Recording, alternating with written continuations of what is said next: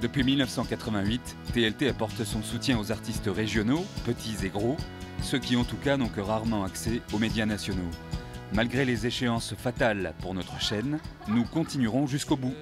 Et voici Alix Soulier, comédienne et cascadeuse, compagnie Anomalique, qui a été la sauvage des Pyrénées, qui fait partie de la troupe des contes gourmands et des contes salés, et qui a fait le tour du monde, une table sur le dos, à la rencontre des femmes de tous les pays et de leurs histoires. Le spectacle qui est tiré de cette expérience est à voir au Théâtre de la Violette du 3 au 6 juin.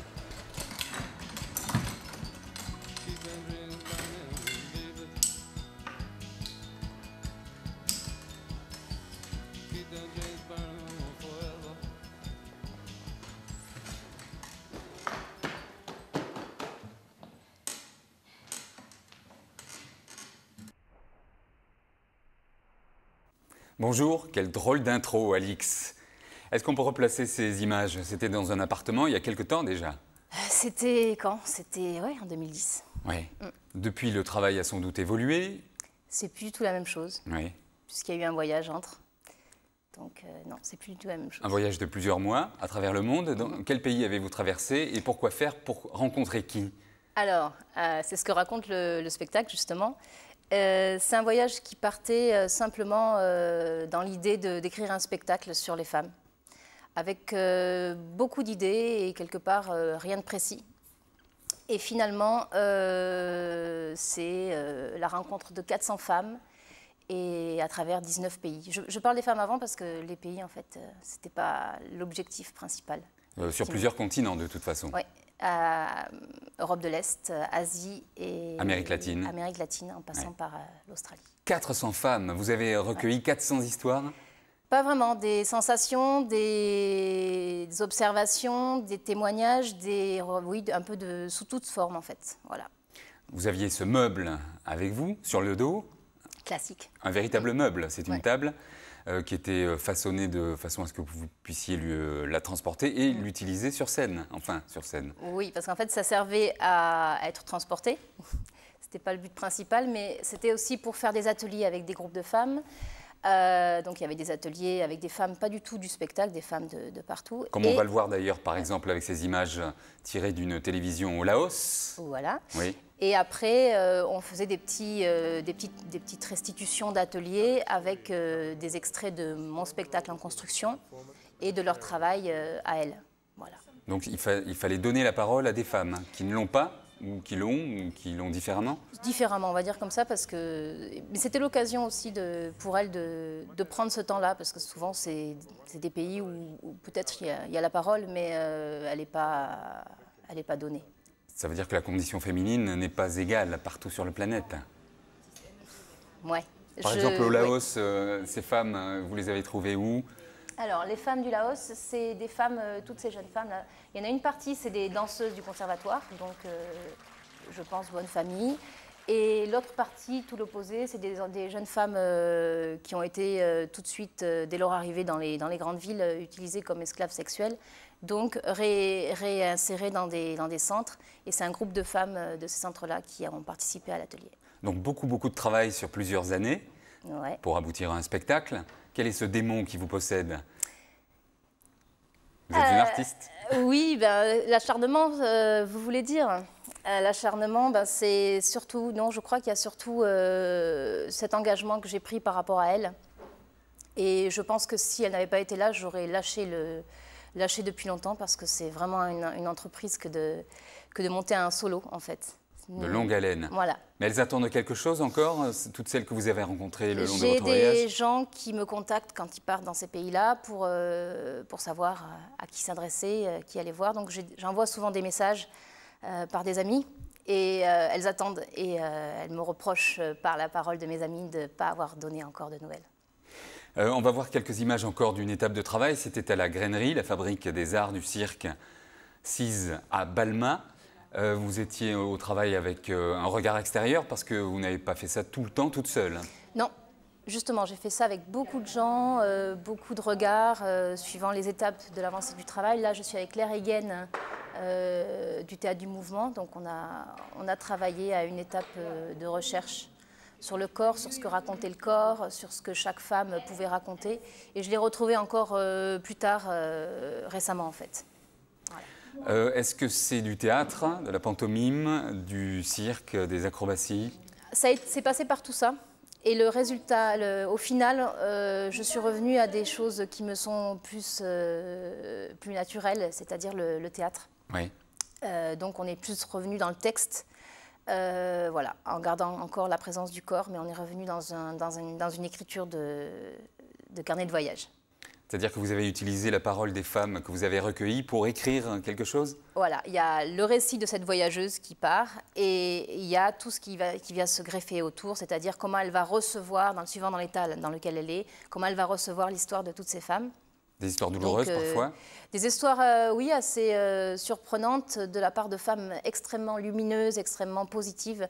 Et les histoires les plus noires étaient racontées, étaient confiées par des femmes qui ont vécu les pires horreurs. Donc ça parle de vous aussi, de votre départ, de votre retour, du voilà, voyage. Ça a été la difficulté en fait d'écrire un spectacle, un solo sur ce voyage. Est-ce que c'était mon voyage? Est-ce que c'était le voyage d'une Française? Voilà. Donc il y a eu des choix qui ont été faits. On a gommé un petit peu mon personnage qui était le mien, qui était mon personnage à moi, pour en faire une Française beaucoup plus naïve, beaucoup plus... qui ne souffre pas de son départ. Oui, qui ne souffre pas et qui est plus naïve dans l'approche du monde en fait. On a un passeport français, le monde est ouvert à nous, on n'a aucun problème, tout va bien. Comment vous voyez dans les pays quand vous arriviez avec votre barda sur le dos? Comme un fantasme de la française. On me demandait de chanter en français, on me demandait de parler en français même si on ne comprenait pas. Il y avait la peau blanche, il y avait tout le fantasme de la femme libre en fait, qui était... sans arrêt, qui revenait sans arrêt, oui. Sophie Marceau. Ouais. Alors on va voir un extrait à nouveau de ce travail, cette séance de travail à la grainerie.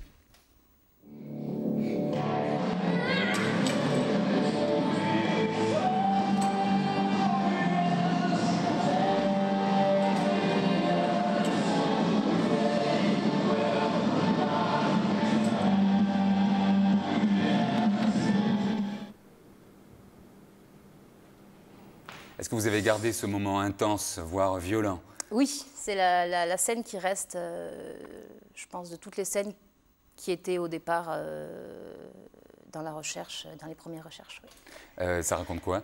Cette scène, c'est un peu le climax du spectacle. C'est un peu le moment où la voyageuse comprend un petit peu qu'est-ce qu'elle fait là.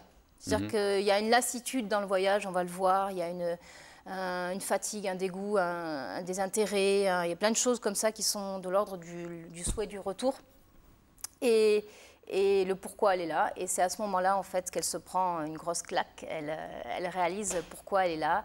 Et en fait, c'est un peu la prise de conscience de tout ce que ces femmes lui ont confié. C'est de l'ordre intime de leurs histoires passées. Tout simplement, c'est le viol, en fait, qui revient en plein visage, qui est présent depuis le début du spectacle, mais qu'elle ne veut pas voir et pas entendre, comme un peu le font chaque personne au quotidien, sauf que c'est là au quotidien.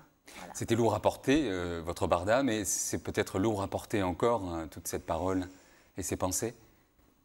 Non, je trouve qu'à un moment donné, le fait de le donner, ça libère, ça pose et ça justifie.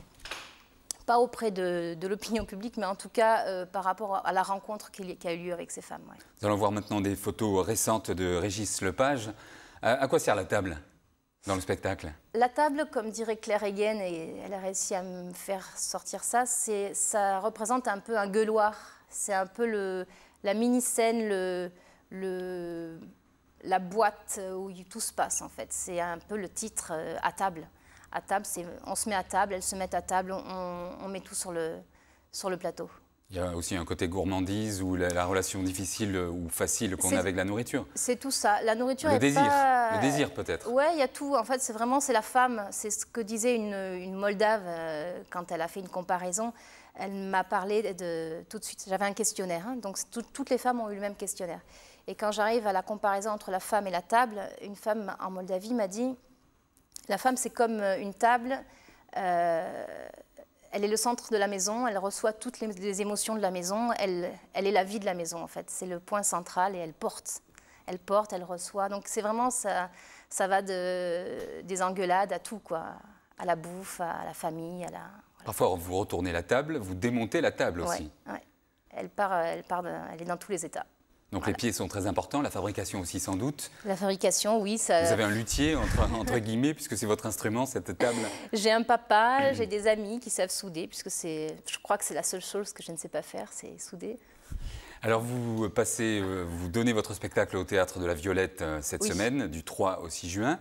Oui. Le spectacle dure combien de temps? Le spectacle dure 80 minutes, comme un tour du monde. Évidemment. Voilà. Et c'est surtout que voilà, c'est les premières dates, c'est les premières sorties. Non, oui, on a fait des présentations publiques pour confronter quelques extraits. Et là, on est à une vraie présentation publique. C'est parti. Donc c'est tout frais, tout chaud. Théâtre de la Violette, dans le quartier Borde-Rouge. Ouais. Je vous ai présenté tout à l'heure comme comédienne et cascadeuse. Vous êtes vraiment cascadeuse? Oui, il reste des traces un petit peu dans le spectacle encore. Ouais. Donc ça veut dire danger aussi parfois? Mise en danger? Non, maîtrise. Maîtrise, bien sûr. Eh oui. Alors vous avez un site internet, deux même, enfin celui qui nous intéresse c'est la compagnie Anomalique. Oui. La compagnie Anomalique qui produit votre spectacle, mais aussi d'autres spectacles. Jeune public, les contes salés et gourmands. Ouais. Qui vont se jouer d'ailleurs cet été, pendant que tout le monde sera en vacances, pour ceux qui restent. On jouera contes salés. À la Violette également. Vous avez aussi un spectacle sur Lovecraft. Oui, de Lisa Abou-Desvallettes, qui fonctionne bien auprès d'un public qui n'a pas l'habitude d'aller au théâtre, des ados, des jeunes adultes, voilà, pour les passionnés de Lovecraft. Merci beaucoup d'être venu dans Courrier plaisir. Sud. Vous appelez Alix Soulier. Merci. Rendez-vous à la Violette. Ciao.